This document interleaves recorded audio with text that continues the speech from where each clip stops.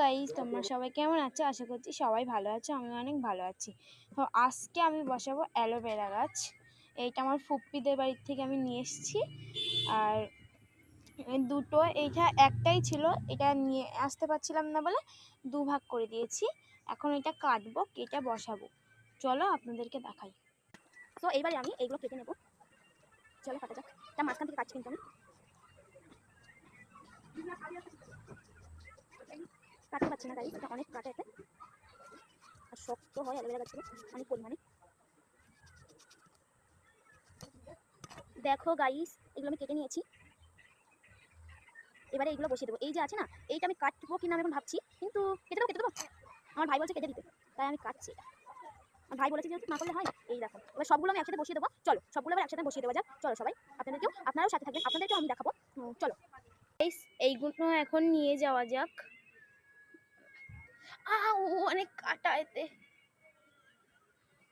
চলো দাটা নিয়ে আয়।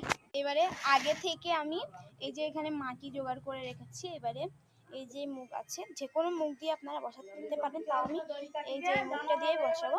এই যেখানে আছে মুখ আছে, জরির মুখ। চলো এটা গর্ত করে নেব ফার্স্টে। আমি কবে হবে জানি না। বিসমিল্লাহ বিসমিল্লাহ বলে বসিয়ে দিলাম। এটা এখন কবে হবে না হবে সেটা আমার কিছু বলার নেই। চলো এখনো আছে, এইগুলোও বসিয়ে দেবো। এখন এইটা বসাই।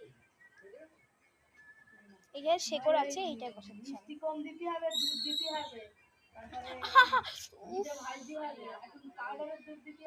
অনেক কাটা এতে, এত কাটা, এটা গর্ত না করলে হবে না।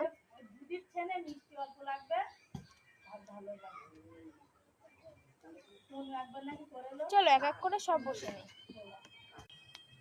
সব দেখো বসানো হয়ে গেছে। এখন আমি এটাই পানি দিয়ে দেব।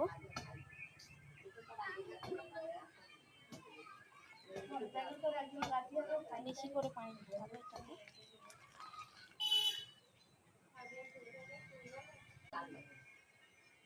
কি ভেঙে দিচ্ছিস?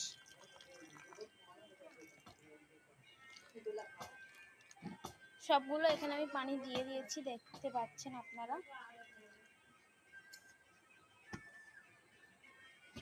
চলো এইটা এবার আমার ফুল বাগানের ওখানে রেখে দেয়। চলো এখানে এখন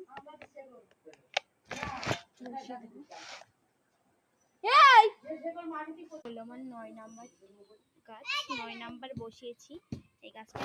টাটা সবাইকে, সবাই লাইক করবেন, সাবস্ক্রাইব করবেন।